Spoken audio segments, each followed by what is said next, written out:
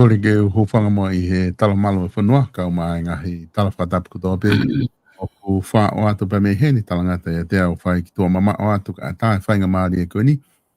Ge o atu ai mo polo kalama whaka wiki ko ia whawhango sai o ne. Ko I heni pia mo whaiwhikau sa les waka ke maa whahoko ate tau polo kalama ko ia whango sai o ne ke wikeni. I hene pehe ko uwhiawhia ki tai loto lelei loto maa whana ki mo tolu kotoa pe ko mo kau mai mo ke maua I he polokalama kamata ia e polokalama au ni. Pepe he whakatiki mo tolu o ku te motok mamata he tau polokalama I haa whainga maari o ku whia whanga ua te taitari loto whia mo loto maa whana ke te koe peme he polokalama ni. E he taim tatau ko whia ki taitari re whaiwhikau peme sene a seria malo e tau mao e hodani e whaiwhikau pe malo e ngau e peme a seriana. I he taimi momoko koe ni o kumo fefe ha ke whaiwhikau fefe whamiri pe mo e whantongia kua hoko ia seriana. Ia malo bito e solo e mau whainga maari e o go whawhetai lahi ki o tua mafi. Ai o tua koe tamai, na mo e alo, mohono lau maari ma o nioni, ko hika ne whakako le rei tau hai pongpongini. Ko hike whakakato ai polokalama anga maheni ko ia pia meiho e media. E solo ko e whanuani o ku kaipeke maholo holo, toi ki whakamiri ange, ko e hau ko e tātaiku ko ke hou mai ai whetongi ko e whahai tau, o toi ki I viviri ange ai momoko, toi ki viviri ange momoko I he tuu ko he taimini, he ko e tātaiku foki, ka o ta tau pe I he aho, ulo pe la a ia, pe au ku mawhana pe, ka au kui kai pe ke ne lawai ia ai fu taau o e momoko. Neongo ne la a, ka au kui kai tō sa ke ti mo tata solo. Koe whakailonga oe, koe whakailonga oe fu wao ai momoko. Koe tūnga ia ea he whanuan, pe au ku longo noa be ai funga o e whanua, te mo e kina be ai whanua I he ngahi ngāwe mo ngā whakeke, pe a koe whamiri o ku nau leipe, nau whai be whatongia, koe whetuku atu whakamokapunake ako, pe kai ngā tai, ka kouhi, koe ngahi ngāwe whakaapi pe mo e tokoni ki he ngahi polokalama o kuanga maheni hono whalere e whamiri. Ko e be solo malo bito ka u whafoki atu. Malo bito whaiwhikau, whawhewhia bito e taimi kotoa be ku mahena o kulere pe whamiri, pia moe ngā ue ku whahoko mea seriana. E whaiwhikau me huike ko o si he ta polokalama, ko e huike o si o au mai ki ahoni. Ko e ngahi mea lalahi pe ku o hoko mai kwa I siwe ua ko loto ke kamata to aka ki minite ua. Pata toki fok ke ta polokalama. Ko e akapulu ko na whahoko I tonga, na e whainola ria hona pe mo korisiko ia ko tupou. Pea mau e korisiko tupou ai sila. Ko e konga ni ko nau ki oho vare ai ko kusio he social media, ai ki whai event e ua o ku whelawe I pe mo e palestini ko ia o e siasi Wesleyana tau taina. Tonga pa ku whapapala he pito ki he ke palestini pa mo ku whaafa ia foki I he ta whaake taha whaifkau. Ko he ngā koe ki wiloi pe koe hau hinga ku hoko ai whai mea e ua koe ni. Uloa ki koe ki tahine koe ne whai e tohi behena ne whikawa kume palestini na toa ne se ni ti pa mo e hafua ni whamatala whare kai toki maawang ki mui ta koe loi. O aluai ai kakai ia mo social media kai si ke si o wia na tala noa ki e kuna koe toloa. No fo tala noa ia he ki fo I tohi koe ni koe ngā pe koe to taha mahu inga fo ke palestini se Wesleyana. Ka tangatalahi he whanua I he tuunga, ngai tuunga ke. Pe aluai e kakai ia e nau taulau mo hafua, kasi ngalo ke whakalangi I kuna lahi na whai he timi lele koe ni na whahauko. He wainga lele koe na whai he timi a koristonga, a korisko tupou. Ko e ua rewa mea na hoko, ko kusio hifo ko ni ihia kuna hanga o hofi ai Palestine tatau pe ko video na o mai ko ne mea he video ko mea ko ni na whakapalangi ko ne mea o hange kuna utari ai whengawe aki Masiasilahi United pe he e fia tonga ke na utari ai whengawe aki ko ni pe kua ai tuunga ia whelawa ki ko ia tuunga mato aki ko via pito ai ngahi lea kuna ngawe aki Palestini ka ko whakau whaiwhikau ko o mai ki whai mea ua koe ni ka koe ke wilo pe koe ha uhinga pe me mga tuunga o kuawa ke whai wai hala koe ni o kuafe ai umea ia afe ia ke tangata ai Palestini kai tukuange ungahi mea ke hei na ton ke alu ke whakatala noa ka koku o mai pea ku whaiwhikau ko iloi pe ku o ku ai pe tala noa ai wholofola ia ku ke iloi pe ko hae lau ai wholofola ke he whainga tuunga ku tau wau ke ahe ngahi kuonga wha osi ko ni nako kuonga pe nia ku pau ke hanga a ngahi mea ko toa ke kau taki ma kau taki lotu ma ngahi mea pehe e whaiwhikau ka te ugi o atongi ka te koe ko hae lau ai wholofola Ia, malo pito solo pea o ku moni au pito ai whakalanga tala noa o ku ke mea mai ki ai i he taimi tatau pe o tatau pe mo motuani na ku o hawale lahi au pito i he whakatoka ngā i hifo ai whangi i veni koe a hono tukuange i he Facebooka pe ko hono tukuange he media ai ngahi ai onga foi subject la lahi ko e ua solo ka ko uhi ko e tau ngā ue i he mo uini o whakama opo katoa ai mo ui o taimi ki i tāniti. Koi. Aia ko hono whakarea ia koe e māma nge tae fou he tohi tapu o ku tāna ki tō ngai e tau mo ui whaka e materie ki he mo ui whaka i tāniti. Koi. Ko ulaki a mea ko whaam ke whatokanga i he polo kalamani, he koe polo kalama o e nai kai ke pehe ke toi holomui ai pe whakavei ua ai ho ai polo kalamani koe mau whakaha pe koe tala lau maari. Koi. Pea nai kamata ke o hofi ai polo kalama me he ngahi turiki kehe o e media kana kai koe foi poinia na e tokanga mai e otua ki ai na e tokanga mai ai otua ke a o e whekau mahalo i he ta polo kalama o au pe kat nau tolna nau hu mai o fai polo kalama i a taua hange ko ia ko mau fai whekau sea hange ko ia ko mispane na e taha pe ia ka veinga ko e tala e whekau tae loto tae manawahe he koe whekau ko toa pē kua manawa to aki he polo kalamani kua pau ke whakahoko ia o ka pau o ku mo oni koe whekau me he lau maari e ma oni.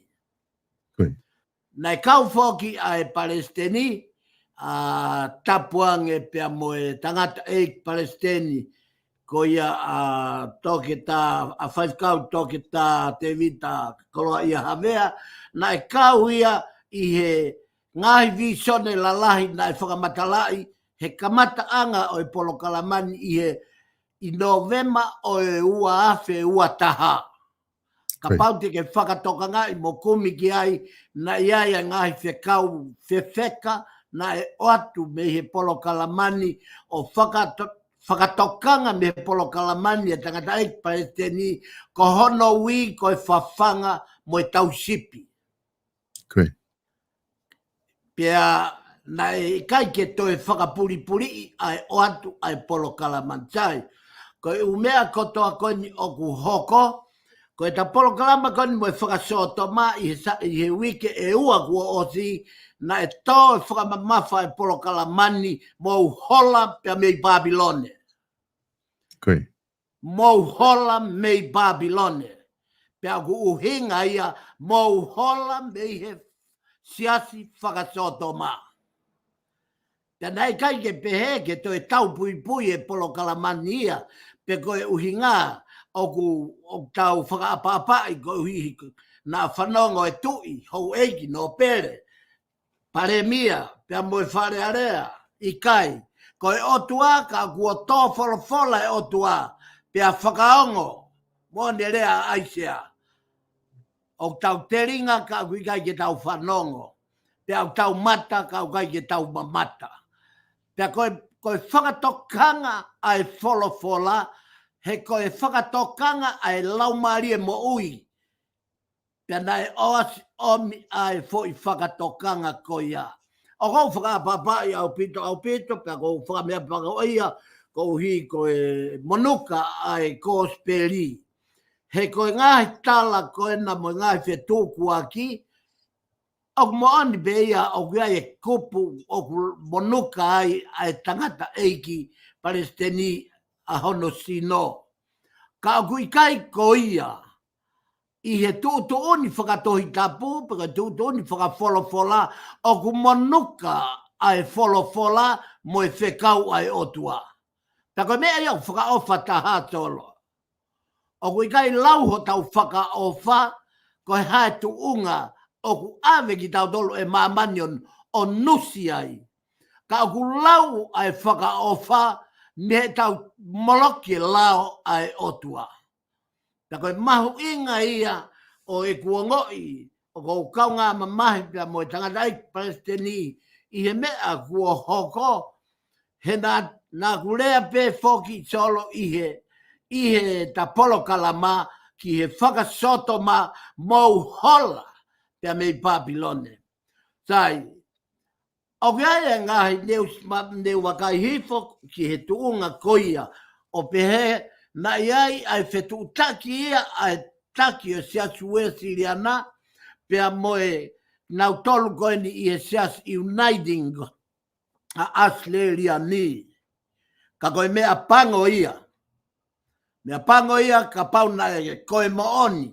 Kai foke ilo e au pe koe mooni pe kai ke u mahino i a te koe solo pena ke mau hangai whakamooni ki ai. Ka pau koe mooni koe taha ia i ha mea whakaloloma lahi kua hoko ki e siasu ue siriana taua taina tonga. He neongo pe o ku whakatoka ngā i ange a siasu ue siriana taua taina tonga na e topo ia me fo i sino pe e ua. Ko saresi ue sile pe a mosione ue sile. Pe ko ongo tangata eni ko ongo tuki mo aeno pitania na hanga ko e whanau tama na e whanau i me iai ai siasi ko ia ue siriana. Pe na e uhinga foki ai ongo tama pe a mei he university ko ia i Oxford na uhinga naua ko e Methodist. Ko e Methodist ko e mohu fonga. Pe a ko e uhinga ia Methodist. Na e hoe me whakasoto ma he uafe na ku hiki mai ki hene tahiwa hiwa pe a hoe ai whakasoto ma he uafe. Kai lolo tonga ko ia ko i heni. Pe a nā ku malanga pe a to'o e toi tapu o hiki i e fufare loto e uniting i equal pen. Pe a nā e hao hakaton pe whai whikau uniting i o taofi e malanga o talamai salesi sai pe ho malanga pe folfola o tike lave ke whakasoto ma. Solo, he toki whakapo uri ko matolu tuu. E anga fe ke tau whakatala ai anga hala o ka ku tutu oni he toi tapu ke tau hanga tāki ki tua e he folfola ai anga hala. Pea koe taha ia e solo ai mea ko whakamea pango ia ka pau o mooni e tānoa koe mau lahi ia e hoko he siasi. Ue siriana taua taina tonga. O whakapapau i me he ngahi visone mo ngahi mau whakaha koe mau lahi whakauri ai hoko. Ki e fu siasi lahi, siasi o e tui, siasi o e pureanga, siasi ue siriana taua taina tonga. Ko uniting i heni. Na ku humai foki solo i e tahiwa fitu hiwa. o fua whakoto e sias koia o kui ko e Tongan Uniting Church i Australia ni. Aia na whakoto ia i tiwai. Whakataha pe mo tangata eiki ngau e whakamisinare fuoloa ki Tonga aia o kui ko Cecil Quibble. Pea nā ma whetaulaki o ne hanga o tūtoni ka te au ke whakatu e siasi. Pea nā whakatu e siasi. Ko siasi ko ia solo, ko siasi toko lahi taha ia i e wahenga noa te. Ko siasi ko ia solo, o sfuaki ange e kau papalangi ki ang nau tolo e whare lotu, ke nau mau e nau tolu. O se oange mo e api no foanga whakawhai whekau, ki a ki nau tolu. O se oange mo e holo, ki a ki nau tolu. Aho gana nau mo veu ai koe he whakasoto ma, aho e nā kuhanga tupe i ai United Inga huki tua. Ko e uhinga ia solo e huki tua. Ko i kai ke utui ki i he tohi tapu ki he mea ko e whakasoto ma. Ka jesu e whok solo. Ka pau ko hoko e fwoi koneki ko e nipe ko e fwoi. Nofo na tole fwoi uhinga ko e friendship. Nofo na tole uhinga ko e tokua ko e whakakau mea ko e whakawheohi. O e siasi, mo e siasi. No. Ko e Kingdom of Tonga, ko e Kingdom of God, o uhinga ia, mo uhu he matapa whasi i. Okay. He gwe e matapa ia, o ku lauafe ka kai mana koa e huai, ka ko e whakatau ia ki he mala, mo mala ia. Ko e matapa whasi i, ko e whai toko taha me afe, o ku huai, ka ko e huai maa oni oni. Ta koe tawhakia koe au kai au tui solo ke polo o ka pau o ku hoko ta ke whakatonga i he ahoni e kurea koe movete lahi ena e hoko ke sino e siasi o ta taupe i atleriani pe a motonga mo siasi ue siriana taua taina tonga. Koe ta hafoki koe uhi ko ho fifiri koe ki ta ahine koe na e pehena iai ne whakamatala interneti solo koe kono whaunga koe ngahi ahi ta koe tamai mata o ahi kua pau ke tūwhanai pe ia i he taki ka koe koloa lahi taha mohono monu ia e mau e te itaha vea o ka pau nai whakalongo tapu mo e tangata iki koe hie koe kakai koe kau taki, koe kau lotu, o ku tukuanu e honau sino ke kaluse whai. He koe uhinga i e kaluse whai o sisu. Tuku ke ao mai e kaluse whai. Ka honau hinga, ka malama mai e mamba e toi tapu, ke ne hanga whaka mamba siasi, pia moe whonua, pia moe pureanga. Na wakai po pe au ke ki whetohi aki, ka koe whanga ki ahi. Koe whanga ki moki i mea. Koe whanga ki i mea tae aonga. A kui tai kia no mahu inga.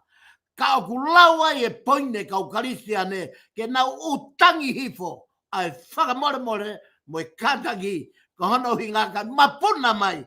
Ai hua honi mo merie. Pea meihe laumarie ma oni. Pea kono whakamau i e mo oni. Pea mo e tonu. Ka pau matuunga ko hi ko tau aga puluko. E solo, ko talu ai tau, ko tau eni e fiha. Pea mo tau fetongi pe ai koristonga mo korisko tupou. Wao mai ki he ahoni, finangalo lau maari e maoni oni, ke huhaka li ahona. O kui korisi, o kui tangata, o kui mawhai e o tua, o whatatau, ki he taimi mohono kuonga. Ka pau he kai ke tau ilo te tau nusi noa ia pia te tau hanga laiki ai whotutu ai o tua mafi. O kou fia au whanonga atu. Ka pau na wau sia ai fo i mea na e hoko. Pe o kuloi, pe o kumooni. Ka kohono ko e fufo i matapa ia na e tuki mai ai o tuagia ki he tangatai paeste ni. Ko hono hinga ke whakamahinoi koe takia o hakakai tausipi. Wa tausipi ia ki hakakai ke whawhanga. Solo koe whama opo ia o fo i veni e ua o mahu inga i he tohi tapu ko no inga ka ko tui ko ngahi mata vai ko mea kotoa ia o ku hoki tonu he kakai hoki tonu he Facebook hoki tonu i he ongo whahai ka i taimi ko tau unu ai ke tohi tapu tau fia ke tau whakalongo kai mapuna ai mo'oni he o mapuna ai mo'oni he whakalongo ka kui kai mapuna he toi tari lea solo ko whafokia Mahalo bito whaifkau ko tui o ku mahino au bito ai whamatala ko ia mai whamaala ko ke whahoko ki he kawinga whiga ulaki o polokalama ku ta whahoko i ahoni ka ko kore mo ke ta hoko atu ke ta polokalama i he ahoni ange ko ia ku mea i he kakai ko tabe mo moi mai he polokalama na maosi kamata talanoa e whaifkau ki he ngahi anga hala ko ia o ku i kaitari e toi tapu ai na makamata mai he wiki atu ki moa i whasotoma wiki ko osi na ma hoko mai ki he anga hala ko e afungi pe i ahoni te ma hoko atu ki he anga hala ko e whaihala mo tai whai tonu ka te watu ki te ko e whainga mari e whaifkau Solo malo bito e mau whainga mari e ko i kata whakakato e rewe taki polklama anga maheni aia ko i kawinga pena ko stuku atu pia miho o whamatala ko anga hala o e ai whai hala pia moeta e whai totonu. Pia o to ai onga fo i kawinga ko ia e ua pia mehi e tohi e mosi pia ko i wahe ua pia ko i vesi wha ki e vesi walu. Solo ko whamore pe ko hi mahalo e sayange ke ulaki lau e ai foi e potu tohi ko no hinga kai lava ke mahino ngo fua tafe ai whakakau pia mei he foi te fito e foi potohi e mosi wahe ua pia ko ves fa ke ves valu ai au be lau e folfola ko e fola eni a Sihova he o ku tolu pe o ku wha ai angahala a siuta hei kai te utoe hei kai te ulolou he na nau whakasi kakai ai lao a Sihova pia na e kai te nau tauhi ene ngahi whekau pia na e taki he i ki nau tolu e he nau ngahi loi ai ngahi mea na e mui ki ai e he nau ngahi tamai. I vesi nima, pia te whekau atu haafi ki siuta, pia tene keina ai ngahi palasi o se sarema. Vesi ono, ko i wholofola eni a Sihova, he oku tolu bebe au pe wha ai anga hala a Isleri. Hei kai te toi lolou, he naa nau whakatau paanga ai whai totonu. Pea moe masiwa, koe uhi koha hoa i su. Pe aki nau tolu o ku nau mamae ki e efu i he ulu o e tuu tāmaki. Pea oku nau pikoi ai hala o e vai. Vesi valu. Pea koe tangata, pea mo ene tamai. Tena iha ki i whewhine pe e taha. Ko e whai ke pāu si i hoku hingoa tāpuha. Vesi hono hiwa. Pea o kua utokoto whakaloloa i he ngahi kofu tarifaki. I he tawhaki o rita fuabe. Pea na winu ai waine ai kau moua i he whare o honau otua. Ko e katoa ia ai foi pot folfola, pe ko e konga tohi te tatala noa ai i he makatuunga, i he mea ko e anga hala, ko e whai hala, mo e tae whai totonu. Ko e tohi foko e ni, ko e tohi a emosi. Pea nā ta os whanonga mai whoki he vete pui tua, ai mahu inga o e palofita ko ia ko emosi, Koe taimi eni e solo na e fuu tō tua ai mea koe whai hala, whai kā ai kau taki pure anga. O a o whoki ki he kau hou eigi o e whonua. Koe kong kuonga mā lohi eni solo mo tu maari e lahi tahai a Isileri pia mo siuta. He koe waha taimi koe ni koe fitu ono noa eni ki e fitu nima noa na e whaua ia e tohi koe e mos o ave ki he tui. O ne whakatokanga ki he tui ka amasaia ke tokanga ki hono whatongia whakatui ke tauhe kakai ke palanisi. Pia ke nehanga tauhe kakai ke nau whewhi maari e aki. Ka pate ka hanga whakatongai, o kune ngawe ake foi visone koha angelo tu ia funga a pia moha afo fua. Pia kuhinga e afo fua, ko hangeha mea fua vai. Ko honori koe mea fua vai, kai hanga he ki mei vai i loto o tala e palanisi koe ai ao se sarema. Kana e whakamahino he visone kia emosi, o ku lolo tonga whai hala e kautaki. Pea kai ngata he nau whai hala, ka koe mea koe nau whai mea koe tae totonu. Ka. Pea koe whaahinga whakatokanga whewheka ia na e whai e mosi. Pea kai ngata i, koe whai hala, pea moe tae whai totonu, koe he pea me he hala totonu. Moe whai ai mea, o kune whakatupu, ai hau totonu, ai otua. Koe mea katoa peo tau whai, pea o kumahino ku hau ai otua, ko honorea mo oni tuku, ta ofi, ai mea ko ia he whakatupu hau. Na ia ua Isileria, ki he tuunga, na e ongo noa honau konseni si solo. O tatau pe whai hala, pia moe whai tai totonu, moe kaihaa, moe whi aua ki, pia moe manu, mono tamatai e masiwa, na kai ke na wongo e na toku la vea honau konseni si. Ta koe whahinga na tula whai hala pehe, hau lahi au pito ai otua ki Israel. Maria ai foi potohi e solo o kune omai e foi whakaukau e ua. Uloaki, ko tohi ki siuta. O whakatokanga ki siuta, o ku tolu pe o ku wha ai anga hala siuta. Uloaki o anga hala solo. Ko nau whakasi kakai e lao ai otua. Solo, ki tuai, kaka whehui ki tonga. Fefe a tonga he ahoni.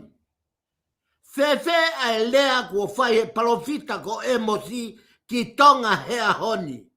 O ku mau kei tauhi lao a Sihova, pe kua mau whakasi kakai e lao a Sihova, kua mau riaki e lao a Sihova, kua mau tamoloki e lao a Sihova, pe kua mau hoko ai whonua a tonga, koe whanua mlaki lao. Ka koe mlaki lao ai o tua. Pea koe anga hala ia nei mo uai a siuta. Koe nau li ake lao a Sihova. Pea nau konsenisi mate.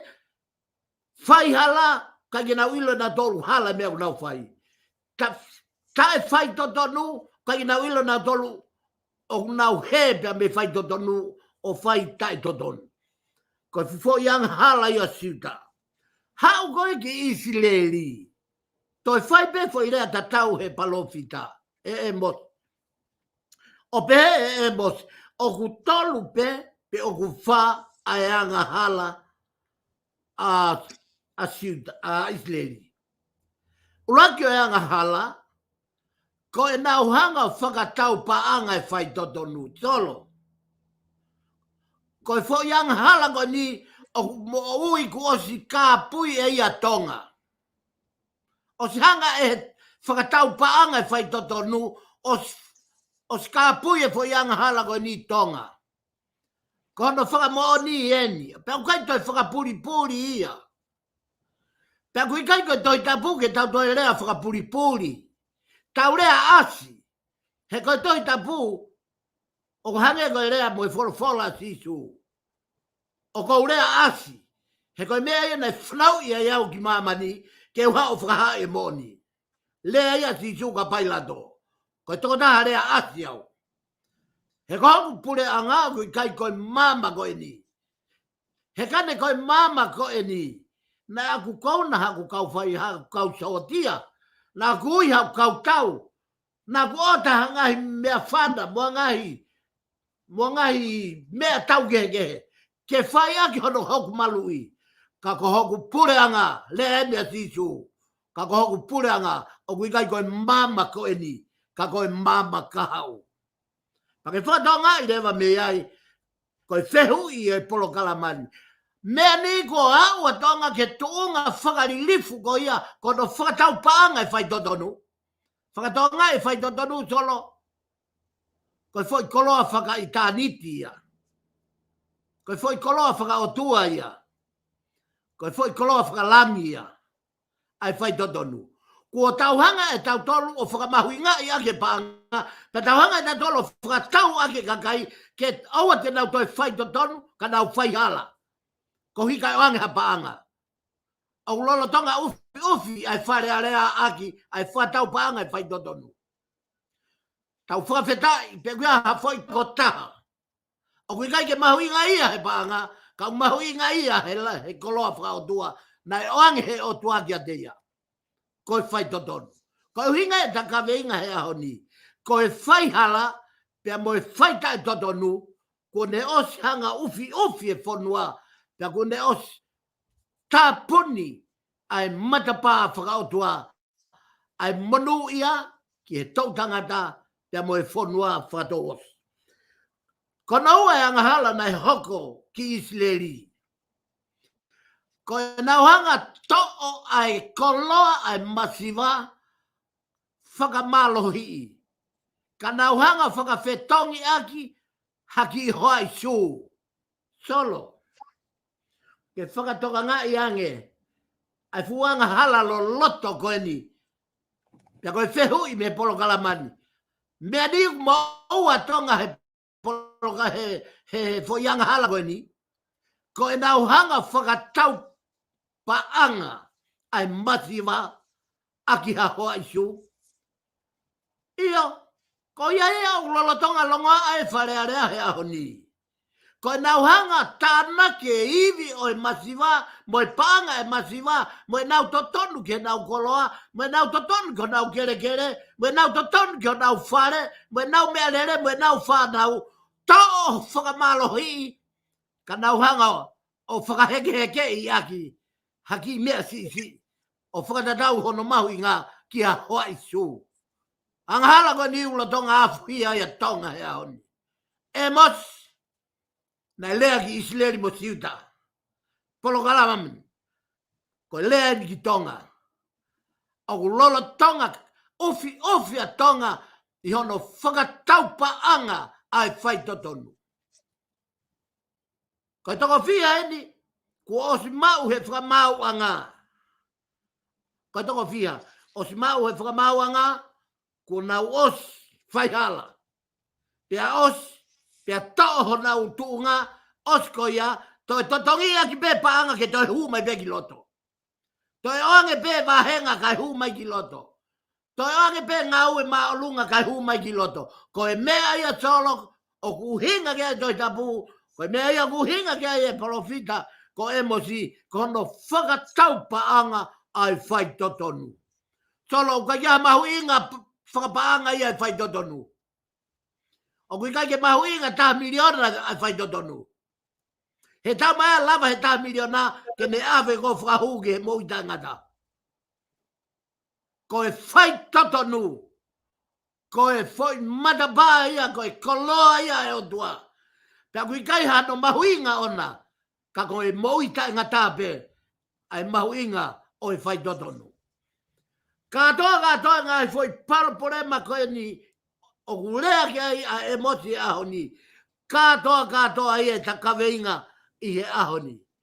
Ko e anga hala ai whai hala pia mo e tae whai totonu. Pia ki kai e ngatai ko e whai hala pia ko e tae whai totonu ko e te tō pia mei he hala mei he whina ngalo o e otua.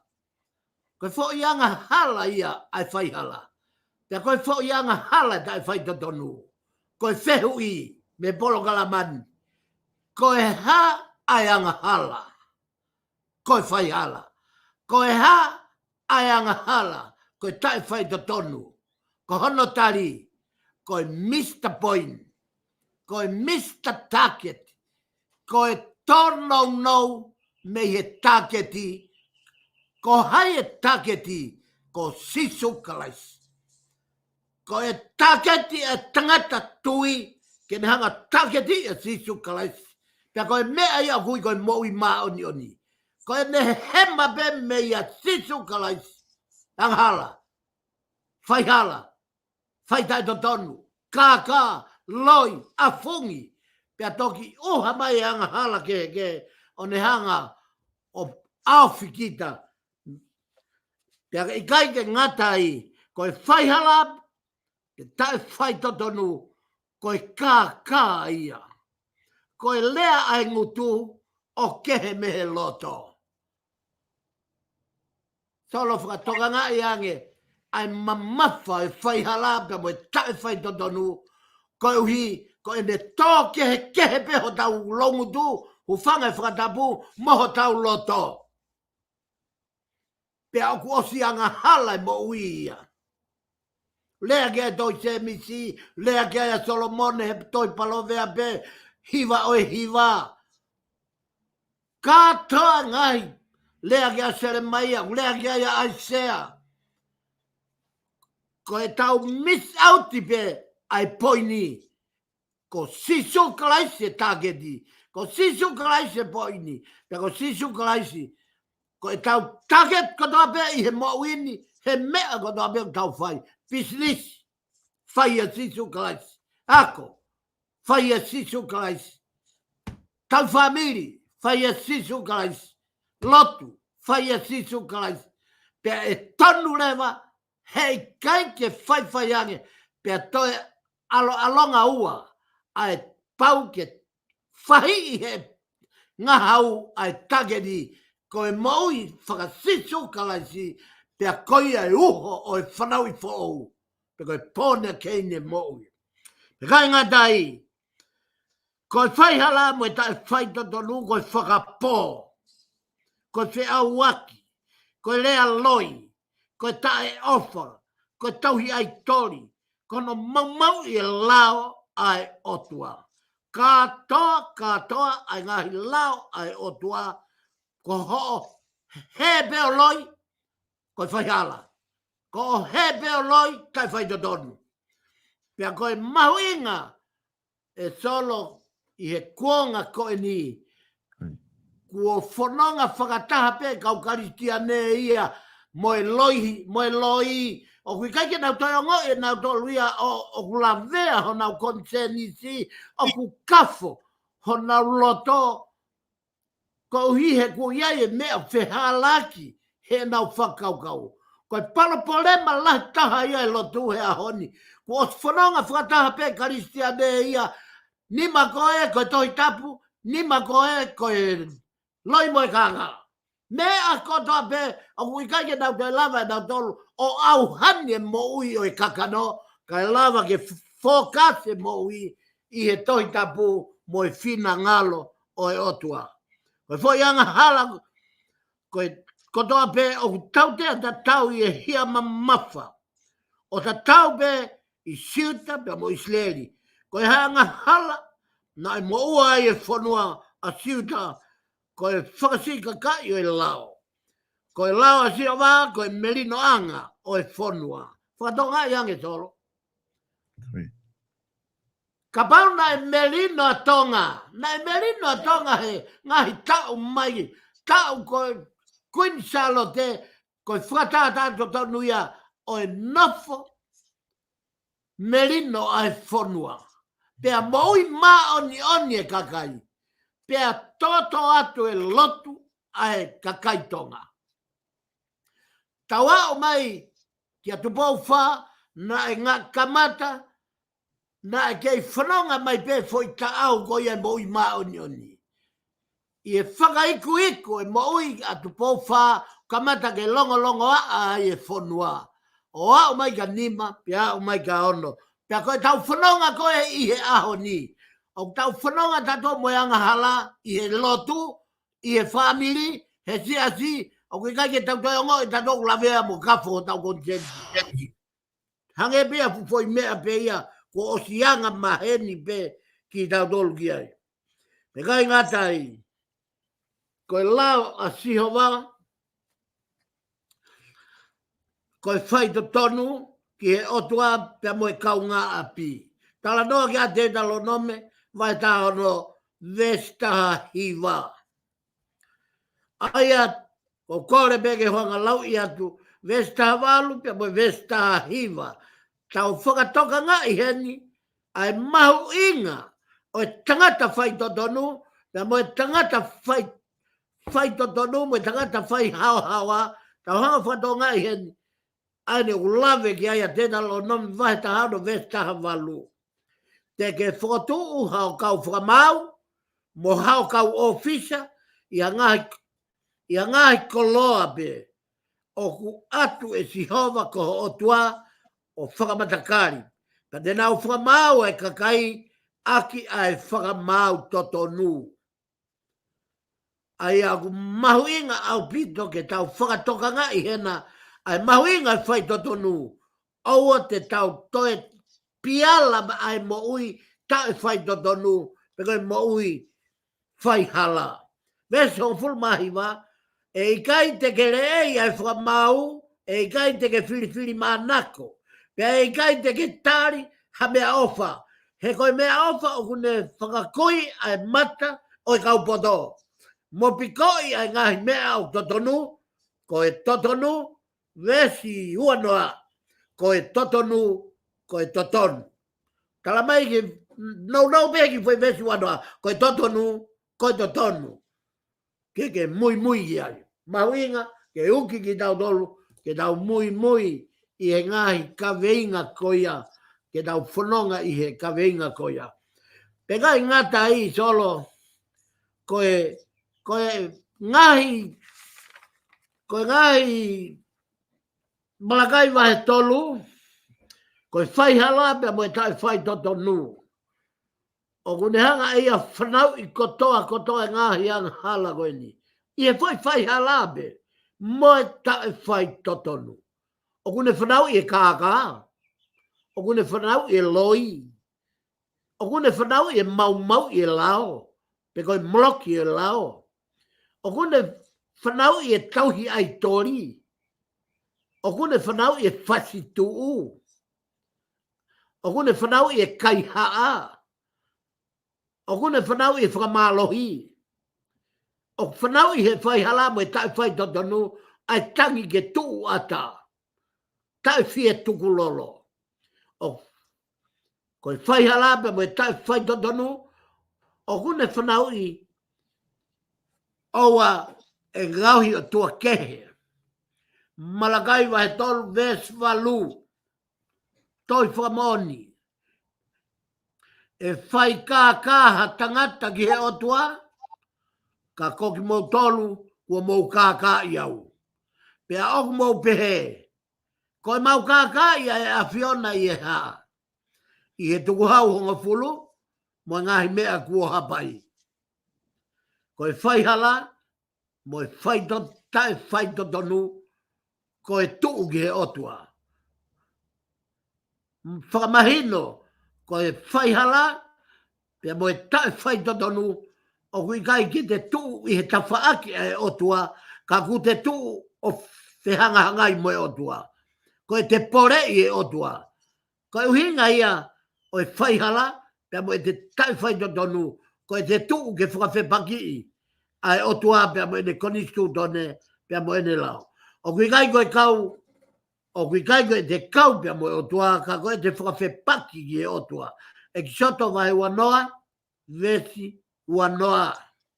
Solo, ves tolu. E ki soto, vai wanoa, ves tolu. Koe lao eni o whekau e hongo fulu. O kuta whakamanatu ki he uhinga e tohi lao na hiki e Mosese i he maunga sainai pe moi maunga hore bi. Pake whakatonga i ange katoa el tohi lao e whekau e hongo fulu. Ko hono taofi e tangata ke oua e whaihala pe oua na whaikaka pe whaitai dodonu. Vestolu, oua na ai hao o tuake, oua ki au. Oua. Whakatonga e whailea koe oua na ke ngauhi hato o tuake, ke ua ki au. Oua te ke ngauhi ma au hata mapua. Oua. Oua te ke hu ki ai, pe oua te ke tauhi ki ai. Oua te ke takua noa e hua whasio wā. Oua na ke whakapō. Oua na ke tono unoho. Oua na ke kaihaa. Oua na ke tuu ko whakamoani loi ki ho kaunga api. Ko hia ma mawhata ha emsol. Ai hia ko ni ko te tuu whakamoani loi ki ho to kaunga api. He kua e lao ho to kaunga api. Na e tutu oni e otua ko e ofa ki ho to kaunga api o hange ko ofa ki ate koe. Kono omi ho to kaunga api ke ta tau mo ho to kita, ta koe te ongo i koe te ofa ia kita, ua pau ki te sea e ofa ko ia ki ho to kaunga api. Pe kai ngatai, au ana ke manu, ki he waifi, kaunanga, tamai o iki.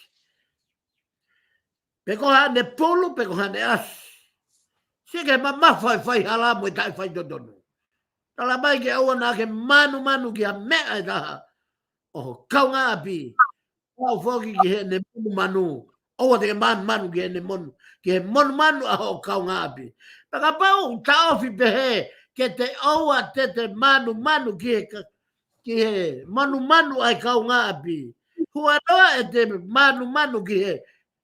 Hua ifi ho to kaunga api. Fefe de kaunanga, fefe de tamai o iki. I kai koe anga hala ia o ku kau ai a mamani he aho ni. Ka kohi koe manu he mea ko toa pe o e whakatopu ma oni ai o toa. Ma diu mai o fulu ves tolu wa. Ma ilonga ia tene whakaha i he ao o e kakai a e ne kau kia te au.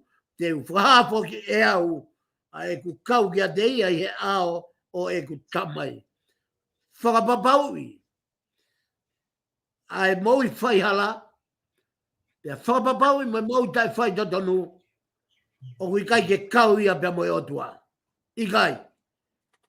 Pea ilonga aia te ne whakaha i he ao o e kakai. E ne kau kia te au.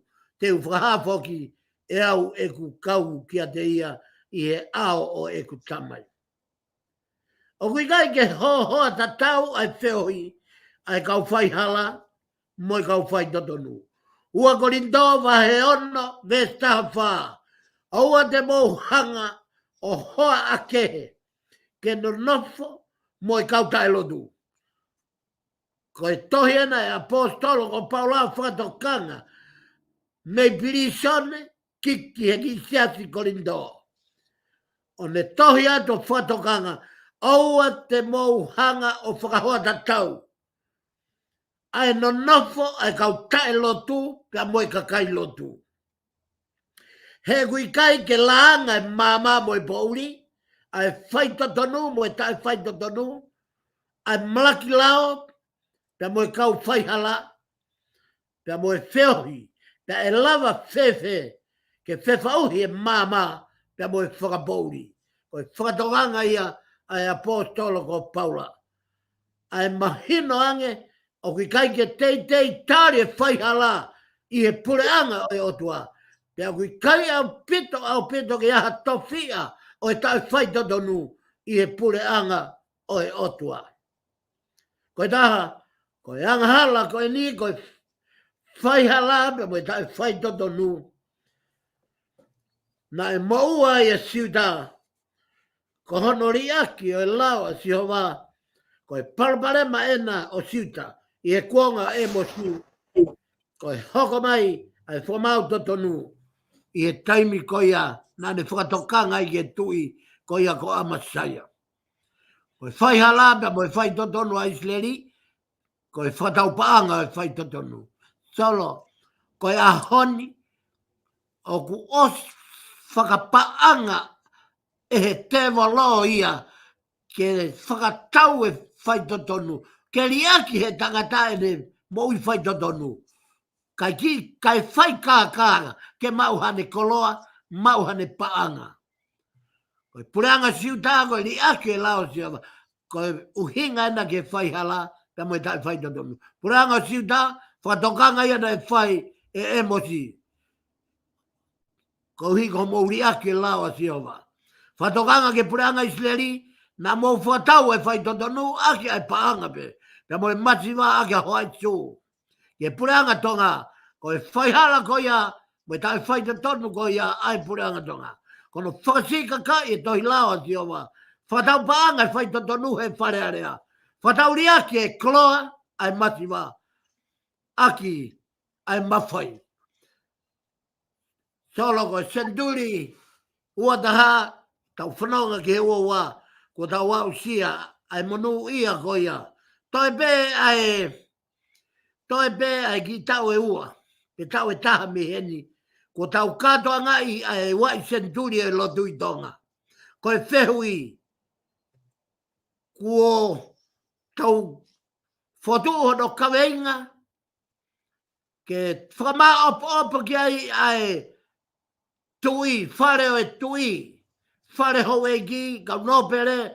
Pea mo e whare area, mo e pure anga, mo e kakai laware whanua. Ko obia kaweinga ko ia ke whama opo aki. Ai whanua ko ia Friendly Island peko tonga. Ko e whakaloto whoou. Ko e uhinga o e whakaloto whoou. Ke tau au ki he senduri. Kua whoou ko toa e loto. Ho tau ata mai. Ho tau iwi. Ho tau laumare. Pea kua tau mawahe me whai hala. Pea kua tau mawahe me tau whai totonu. Ka kua tau whanonga he māma. Pea mo ene wholwha. Ko e whehui. Pea me he polo kalamani. Ko tau ngau e ke kawenga whoou, ko whakaloto whoou. Ka e au sia e tonga haka tonga whanaui whoou. He ko e loto hao hawa, ko e I misia o o. Ko e I misia o e otua e solo. Ko e katoa ia e proklama ko ia o e kawenga, ko e whai hala, pe mo e tai whai to tonu. Ko ta talanoa ki ai pe me toi tapu, mo e uhinga na e lea ki ai e mosi. Ai ongo kawenga ko ini e ua. Solo ka whafoki at malo. Malo pito, whai whikau ko tu ku mahina o pito, ai whakala noa ko ia ko ke whahoko he ahoni, o ku i kai ki aha whihu i e omi he kau whanongo i he ahoni, ka te whafoki atu ke whama apopo rewa, ai ko whao se poklama. Solo malo pito ko hui ka ta foki e ta whama o popoki e re soni pe o e ahoni. Mahuinga pe ke ta aho fitu eni. Pea mahuinga o pito ke ta whanonga pe he ta polo kalama. Mo ta whakatokanga i o kia e siate wholau whakaaho. Ko no hinga ke puke aki ai polo kalama whakalau maari e koia i he media. Ai a koe kaweinga o e ahoni. Tāpuaki e sisu e foi mā e fitu. Ke mākona e fu kakai. To e to whamoni mea maa ke wahe walu vesi o no. Ai au pehe lau e wholofola. Pea ne whekau ke tā koto ai kakai he gele. Pea ne to e foi mā e fitu. Pea hiri e ne whakawhetai na ne paki o tautou ange ki e ne kaua ko ke tu whaki pea na nau tuwha ia ki he kakai. Mahina whaka tautolu pia me toi tapu solo. Ko hui ki tauanga whoki kia mātiu wahe o tautou hā i he kōsperi. Ia hā ia ia maake vahe ono vesi tolua ke whawha, ai mana koia a sisu i e foi mā e ni mā. Pea moe mataika e wā o whawhanga ai toko ni mā whē. Ka kohi koe a honi whokia, ko ta unu taua ki a maake vahe walu vesi ono, ai a koe a honi ia, koe whawhanga nia ake foi mā e fitu. Ai toko whaafe. Ka ona ihe lau maari e tataupe. Uruaki, ko sisu, koe mā ia nai aluhifo mehe langi. Pea koe mā ko ia, ai sino ho tau eiki ko sisu kalaisi. Oku kei kai ia mā mani he ahoni. Pe ko o e au o pā angangalu. Pea e mo ui ai tau tangata ko toa be i he māgo ia. Taipe ia o e toko whaafe. Me he kōsperi a māke vahe walu vesi o no. Ko e whawhanga o e toko whaafe aki ai foi mā e fitu. Ko e taipe pe ia ngāu ake sisu e whawhanga mo e mana i he mā. Ko e ne teu ia ne misiona na ne hifo ai ki mamani ke hoko hono kakano ko e mā. Ke mā konai ak nau tolo fie kaia whalau maari e. Pea ke nau kai ai, pea nau mau ai mo ui o lahi au pito. Kono wā, ko sisu eni i he ahoni. Pea moe mā na e aluhifo, pea me he langi. Ko lea hanga tonu ia sisu, ko ia ai mā na e aluhifo me he langi. Pea o te ki ai, ke ai ha mā e toi aluhifo me he langi. Ngata me ia sisu. Pea o te ki ai ke ha mā e toi foki ki he langi. Ngata me ia sisu. Pea ko uhinga ia, o uhinga ai hoko hono kakano, ko ha mā monia ke kai ai whahinga o e tangata. Pea ko sisu ai pe ko ia a pongpongi, pea ko sisu ia o e ahoni, pea ko sisu ia ane afi. O ku kei whai pe whatongia o e mā, ko hono whawhanga whakalau maria mamani, ka e oua kua ne toi haere tu oua mai, ke whai ho tau whakakoloa. Koe taha koe whekau o e le soni o e ahoni solo? Whekau e le soni o e ahoni, ko hi ke tau kaimua he mā ko ia e ahoni, ko hi o kuhinga ia, ke tau ki ia, tau ki taimi, ke tau ki hanga ke ai, malo sisu, ai mau maa le lei, maa fo o, maa ifo, ke mau kai ai, he kui kai ke ngata pehe mau moui he ahoni, ka te mau moui ai o tae ngata, pea tae ngata, o au ke pāanga ngalo. Ko e fu koto fia, ka tau ka kai he maa fo o. Lahe ngahi maa ko tuaki he ahoni, pea tau mea tu pe ki he aldi, tau mea tu ki he ulu e figo, ngahi whare koloa, whiri, ho tau mana ko me he mā. Ka hange koe laua sisu, te mou kai he mā ko ia, koe mā mate ia nai kai ai, aho mou whanga kui. Ai mā koe nai whaka uha he mana i he toawha. Koe mā ko ia te mou kai ai, ka te mou kei mate be. Ka ihoku sino, koe mā nai aluhifo me langi. Tala noa mā mea sisu he ahoni. Pea tau a vea pe he ahoni he mā.